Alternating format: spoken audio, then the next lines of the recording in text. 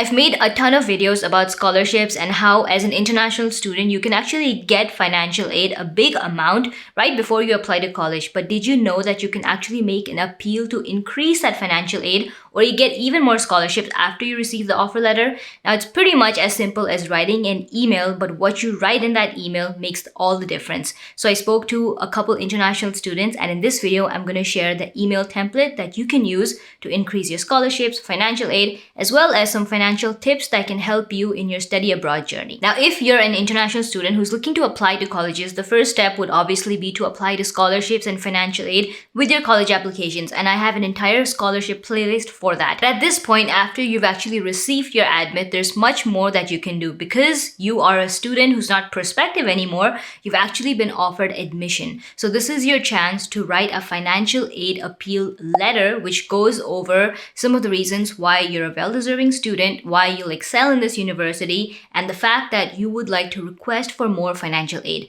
Now, there is a step-by-step process to do this, but before we get into that, let's actually look at how this makes a difference and whether this whole process even works or not. So I spoke to a number of international students who actually applied using this financial aid appeal letter, and this is the response that they got. The college admissions committee told them that they could either get some sort of a grant, a merit-based scholarship, or even like a residential-based scholarship, basically another form of financial aid on top of their current offer. Now, before we look at the email template that you guys can use, it's important to understand that if you're applying for this financial aid appeal, you must be in a situation where you genuinely need it. The most important part here, and I can't stress this more, is that you be honest. You shouldn't lie about your situation. You actually need to genuinely need that aid in order to complete your education. But there's nothing to promise that the aid that you'll get even after the appeal is going to be 100%. And this is where I'd like to introduce you guys to GradRight's really cool service called FundRight. This is India's first education loan bidding platform,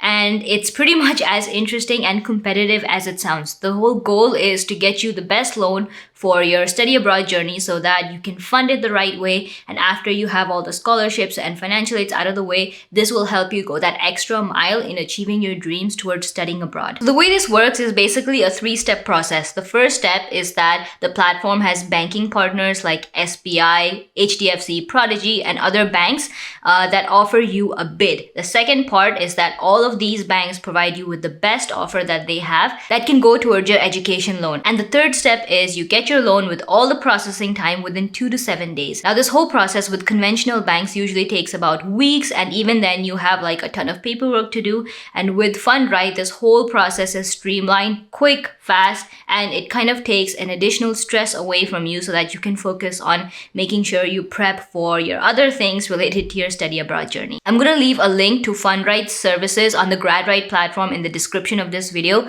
so definitely check them out. So now let's look at how the financial aid appeal process actually happens. The first step is to get in touch with the admissions office or the financial aid office. Now, this is irrespective of whether you're an international student or not.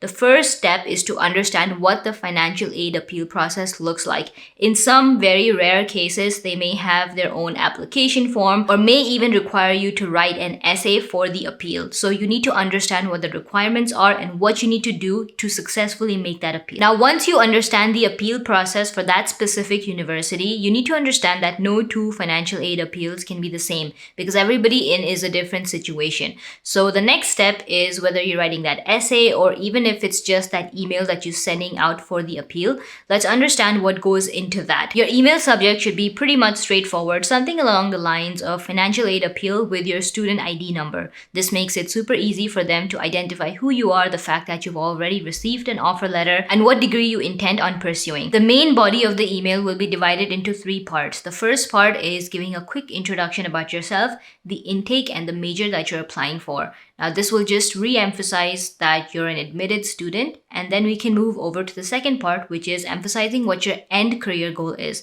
Now, for example, if I'm applying for a biomedical engineering degree, I would say something along the lines of making an impact in global public health, or progressing women in STEM, or trying to innovate medical technologies. Basically, whatever you actually want to do with that degree. It doesn't need to be really out there, but something that's realistic, achievable, that you've set for yourself as a goal. Now, the third part, and I think this is a more important section of the appeal, is that explaining what your family situation is that you actually need the appeal. For example, a lot of the students that I spoke to mentioned that because of the pandemic, their family business underwent tremendous loss, because of which they needed this appeal. So the reason needs to be genuine, it needs to be real, and you need to be honest about why you need it. Maybe you come from a family where you have a single earning parent for a family of 5 or 6 people. That is a very genuine reason to ask for an appeal and additional aid. But make sure that you are as specific as you can, because you're trying to explain to the admission committee why you deserve this appeal. And that's pretty much about it. These 3 parts make sure that the financial aid appeal letter stays simple, to the point, and explains why you deserve that aid. I've emphasized so many times that you stay honest and genuine in this appeal, because there's a good chance that the financial aid committee is going to respond to your email or your appeal and ask for some documentation. These may be along the lines of income tax returns, proof of income, bank statements, and other such documents. So if you lie at any point, you're probably going to get caught, and being unethical, lying is something that's just not tolerated at all, especially in colleges in the US, and you could even end up losing that offer letter. So please don't lie in this appeal.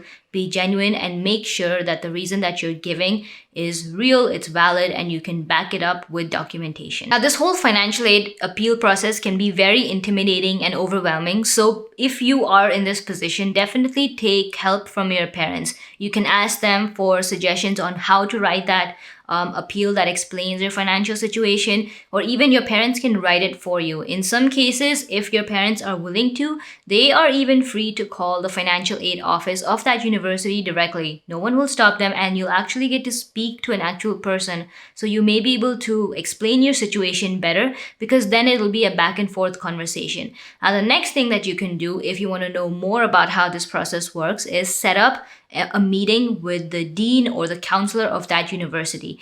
There are something called office hours, which are open to admitted students, and since you are one of the admitted students, you can take advantage of this. But after all of the financial aid appeals, if you're still in a situation where you need help funding your education, definitely check out Fundright on GradRight's platform.